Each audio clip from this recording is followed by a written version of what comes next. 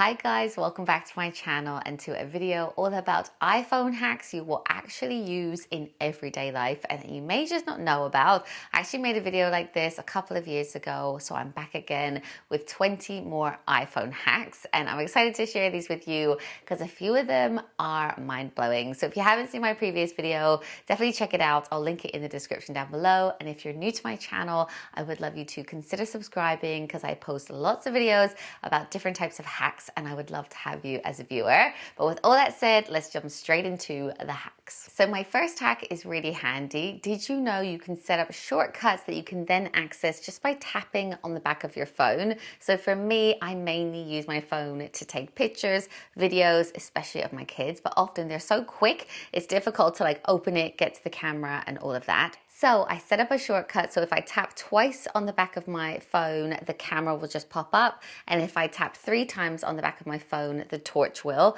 But you can choose different things and it's very easy to set up. All you have to do is go into settings, then scroll down to accessibility and then go to touch. And then at the very bottom of that, there is a button that says you can switch on back tap. And then you have the option to choose what it's actually going to shortcut to when you tap on the back of your phone. So for me, obviously I choose camera, but you can choose apps, you can choose lock screen, you can choose screenshot. There's all kinds of different things that you can do, but it definitely saves time and you quickly get used to it. Kiki has come to join me, but while I'm talking about camera, I did also want to share a really simple hack that I only just learned. If you're in camera on photo and actually your dog or your kid starts doing something really cute, you can actually just hold down the photo button and it will immediately start videoing, so you don't have to like switch to video. It's really simple to do. And did you know that you can set up all kinds of different things on your control center? So if you don't know what that is, it's literally what you see when you pull down on the screen. So for me, I can see like do not disturb, torch, calculator, alarm clock. You can have remotes and all kinds of different things, and it's very easy to add to it to make your life easier. So all you have to do is go to settings and then scroll down to control center, and then you can add or take away the things that you actually want to have on your control center. So for me, one of the things that I have is timer, and it's so handy if I'm cooking or I want to just time something. All I have to do is pull down on my screen, hold down on the timer, and I can really quickly set a timer up to 2 hours, but normally I'll do like 20 minutes, 15 minutes, etc. and then just press start and it will go off when the time is up.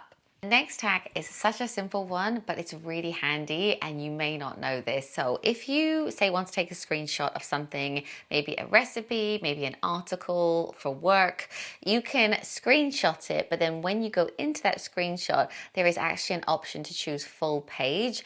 And by choosing full page, you will then get the entire article and then you can easily send it to someone you want to share it with by text message or whatever, and they will actually have the entire thing. I find this really handy for work, but again, if you wanted to just send something to like your partner, you don't have to send them like 5 screenshots. You can just send them the entire thing. I also have a few keypad hacks that I wanted to share with you that my son actually taught me. So if you're writing a text message and you want to add a number, all you have to do is just hold down the number icon and just drag to the number that you want, and then you'll just get that number, but it will go straight back to letters, so you don't have to like go back and forth. And if you can't even be bothered to actually write out your text message, you can actually drag across the letters that you want. So if I was writing like hello, you could just drag from H to E to L, L, O, and it will write hello for you.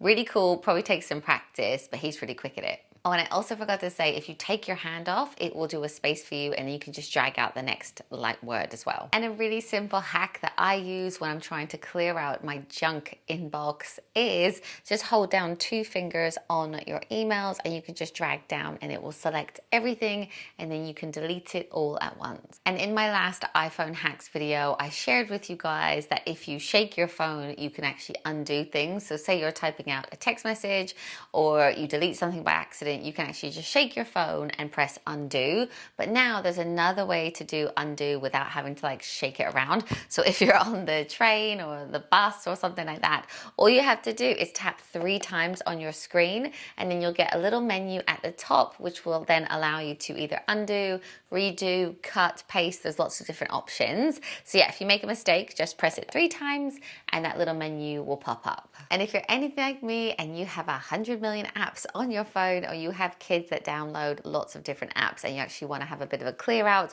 or clean up, put things into folders or move things, a really quick way that you can do that is to hold down on an app, press edit home screen, and then slightly move that app a little bit, and then also tap on other ones that you want to take with it. So say if I wanted to move all the games into a folder, I could do that, grab all the games in one go rather than having to go back and forth to each page. And if you are having a clear out, a really quick way to get some memory back is to delete all of your screenshots. So if you go into photos and scroll down, you will see all of your screenshots. I had over 4,500 on my phone, so I could easily just select them all and delete them, because for me, I normally just take a screenshot when I'm sending it to someone or emailing it or texting it to someone, so I probably don't need all of those on my phone. And a really simple hack that you may not know is if you're ever scrolling on your phone and you go really far down a page or within like a text message and you want to get back up to the top, a quick way to do that is to just hit the time button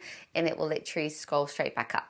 And did you know that you can mark your location on your phone? So if you're ever parking somewhere that you've never parked before, or you're parking like in a really busy area, you can hold down the Maps app and then click mark your location, and it will remember exactly where you are. So then when you come to find your car, you can go to the location and actually put in directions and find it really easily. And you can move your search bar on your phone. So in one of the recent updates, they moved the Safari search bar to the bottom of the page. If you don't like that or you couldn't get used to it, a really simple way to change it is to go into Safari, and then within the search bar, there's a little icon that says AA. If you tap on that, it will give you the option to move it to the top or the bottom of the screen, and there's a few other options there as well. So you can either have it near your fingers at the bottom, or you can put it back to the top if that's what you're used to. And a hack that I'm sure I've shared before on this channel is to use your iPhone as a measurer and a leveler as well.